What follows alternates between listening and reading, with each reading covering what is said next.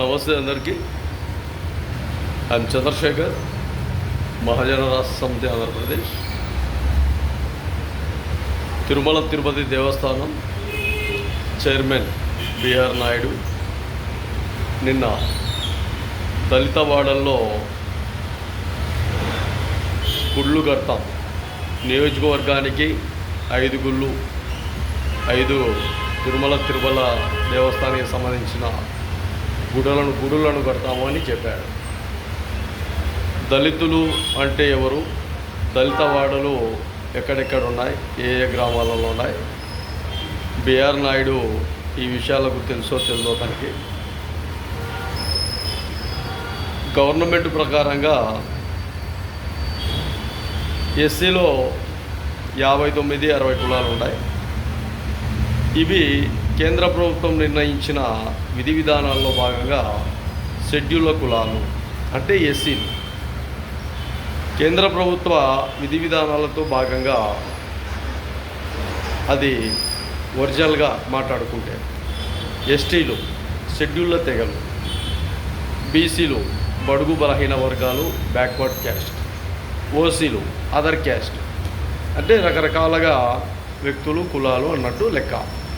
ఈ దళితులు దళితవాడల్లో గుళ్ళు కడతామంటే ఎక్కడ ఉన్నాయి ఇవి, ఎవరి ఎస్సీలలో మాదిగలు ఉన్నారు, మాలలు ఉన్నారు, ఇంకా చాలామంది సబ్ క్యాస్టు చాలా కులాలు ఉన్నాయి. ఎస్టీలో ఒక 35 కులాలు ఉన్నాయి. ఆ 35 చాలా వరకు కొన్ని కులాలు వాళ్ళలో ఉన్నాయి. మరి ఈ దళితులు అనే పదం ఎవరు ఆంధ్రప్రదేశ్లో కానీ దేశంలో కానీ ఏర్పాటు చేసినారు, ఎవరు మాట్లాడారు ఈ దళితుల గురించి, ఈ దళితులు అంటే ఏ కులాలు వస్తాయో క్లారిటీగా ఆంధ్రప్రదేశ్లో ఈరోజు మీరు మాట్లాడారు కాబట్టి విషయాన్ని తెలియజేయండి. దళిత వాడలు అంటే ఎక్కడ ఉంటాయి అవి, దళిత వాడలు అని మీరు ఏమైనా బోర్డు పెట్టారా? కొన్ని చోట్ల అర్జనవాడ అని బోర్డులు ఉన్నాయి ఇప్పటికీ కూడా. అవి కూడా చాలా వరకు కలెక్టర్లకు తెలియజేసినాం. అర్జనవాడ అంటే మాదిగ సామాజిక వర్గాలలో ఉండే కొంతమంది వ్యక్తుల విధానాలను అర్జనవాడ ప్రాథమిక పాఠశాల, అర్జనవాడ 1, అర్జనవాడ 2, అర్జనవాడ 3, అర్జనవాడ 4 అనే ప్రొద్దుటూరులో కూడా చాలా వరకు కమిషనర్ గారికి కూడా ఒక లెటర్ ఇచ్చాం, ఎంఆర్ఓ గారికి ఒక లెటర్ ఇచ్చాం, కలెక్టర్ గారికి ఒక లెటర్లు ఇచ్చినాం. కడపలో హరిజనవాడ అనేది కూడా తీసేయాల పూర్తిగానే. ఎస్సీలు, ఎస్సీ కాలనీలు కొన్ని పేర్లు అవి కూడా మార్చాలన్న విధానాలలో చాలా వరకు వేరే రాష్ట్రాలలో గవర్నమెంట్లు కూడా చెప్తారా, ఎస్సీ కాలనీలు, ఎస్సీ వాడలు, ఆ వాడలు ఈ వాడలు ఉండకూడదు అన్నట్టుగా పేర్లు ఏర్పాటు చేసుకొని ఈ పేర్లలో మాల సామాజిక వర్గం, మాదిగ సామాజిక వర్గం, ఇంకా కొన్ని సామాజిక వర్గాలు గౌరవప్రదంగా మాట్లాడేది నేర్చుకోండి. గౌరవప్రదంగా మాట్లాడేది నేర్చుకోలేకపోతే లేదు, తిరుమల తిరుపతి దేవస్థానానికి సంబంధించి ఒక మాదిగ సామాజిక వర్గాన్ని చైర్మన్గా ఎన్నుకోండి. అదేవిధంగా చాలా ఏరియాలలో, చాలా గుళ్ళల్లో, చాలా దేవాలయాల్లో ఖచ్చితంగా మాదిగ సామాజిక వర్గంలో ఉండే వ్యక్తులకు అక్కడ చైర్మన్గా ఇవ్వండి. రకరకాలుగా ఉండే వ్యక్తులకు 9 మంది కమిటీ ఉంటారా, మీరు 11 మంది కమిటీ ఉంటారా, 15 మంది కమిటీ ఉంటారా, ఈ కులాలందరినీ తీసుకోండి కమిటీలో.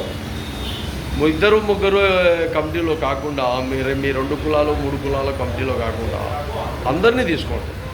అప్పుడు ఒక సమైక్యత, ఒక సమానత్వం, ఒక విధానం ఉంటుంది. మొట్టమొదటిగా మార్చాల్సింది తిరుమల తిరుపతి దేవస్థానానికి సంబంధించి ఒక మాదిగ సామాజిక వర్గాన్ని మీరు మొట్టమొదటిసారిగా చైర్మన్గా ఎన్నుకున్న తర్వాత మీరు దళిత అనే పదాన్ని పక్కకు పెట్టి ఎక్కడైతే మాదిగ సామాజిక వర్గంలో గుళ్ళు కట్టాలని కోరుకుంటారో, ఎక్కడ మాల సామాజిక వర్గ వాళ్ళ వీధులలో, వాళ్ళ గ్రామాలలో గుళ్ళు కావాలని కోరుకుంటారో ఖచ్చితంగా ఏర్పాటు చేయాలి. అది ఒక విప్లవం, ఒక సామాజిక సుహ, ఒక సామాజికంగా చాలా వరకు ఇప్పటికి కూడా ఆంధ్రప్రదేశ్లో కానీ వేరే రాష్ట్రాలలో కానీ హిందువులుగా ఉండి చలామణి అవుతున్న కొంతమంది మాదిగ సామాజిక వర్గం వ్యక్తులు, మాల సామాజిక వర్గం వ్యక్తులు గుడిలోకి వస్తే రానివ్వడంలే.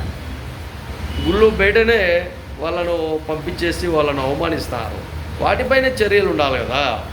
మీరు అన్ని విధాలుగా అక్కడ గుళ్ళు కడతాం, ఇక్కడ గుళ్ళు కడతాం, అది కాన్సెప్ట్ కాదు.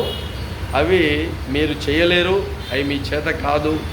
మంచి విధానంతో ప్రజలకు మంచి వైద్యం, మంచి విధానంలో, అదేవిధంగా మీరు అనుకుంటే, మీరు కావాలనుకుంటే కొన్ని వేల టన్నుల బంగారు ఈ ఖజానాలో మూలుగుతుంది.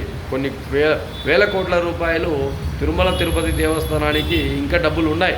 కాబట్టి అలాంటి విధానాలలో ప్రజలకు సదుపాయం అందించే విధంగా, ప్రజలకు స్వచ్ఛందంగా అన్ని విధాలుగా మీరు ఎక్కడెక్కడ గుడులు కట్టాలి, ఎక్కడెక్కడ వైద్య సదుపాయం అందించాలి, ఎక్కడెక్కడ పిల్లలకు పాఠాలు, పిల్లలకు స్కూళ్ళు, బడులు నిర్మించే విధంగా మీ తిరుమల తిరుపతి దేవస్థానం సంబంధించి అన్ని విధాలుగా ప్రజలకు అండదండగా ఉండాలని మహాజన రాష్ట్ర సమితి క్లారిటీగా ఆంధ్రప్రదేశ్ నుంచి, కడప జిల్లా నుంచి మీకు తెలియజేస్తున్నాం.